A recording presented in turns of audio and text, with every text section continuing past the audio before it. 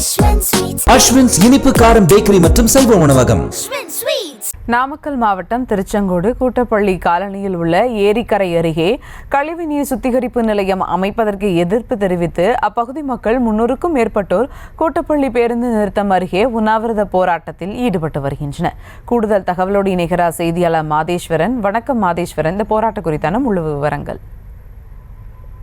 வணக்கம் சிவா.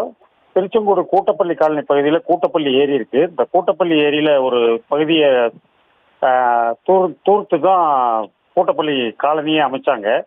அந்த இடத்துல இப்ப ஏரி கொஞ்சம் கொஞ்சமா தூர்ந்து போய் இப்ப வெறும் கழிவுநீர் ஓடையா பயன்பட்டு இருக்கு.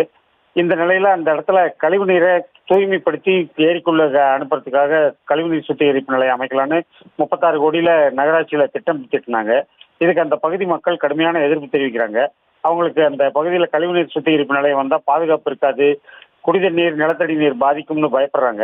அதுக்காக 3 கட்டமாக போராட்டம் நடத்தினாங்க. முதல் கட்டமாக ஆர்ப்பாட்டம் நடத்தினாங்க, 2வது கட்டமாக வீடுகளில் கருப்பு கொடியை ஏற்றினாங்க. இன்னைக்கு 3வது கட்டமாக உண்ணாவிரத போராட்டம் இருக்காங்க. சுத்துப்பட்டியில் இருக்கிற 6 கிராமங்களை சேர்ந்த 300க்கும் மேற்பட்ட பொதுமக்கள் இன்னைக்கு உண்ணாவிரதத்தில் இருக்காங்க.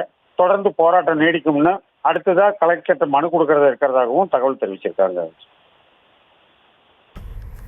விவரங்களுக்கு நன்றி மாதேஸ்வரன்.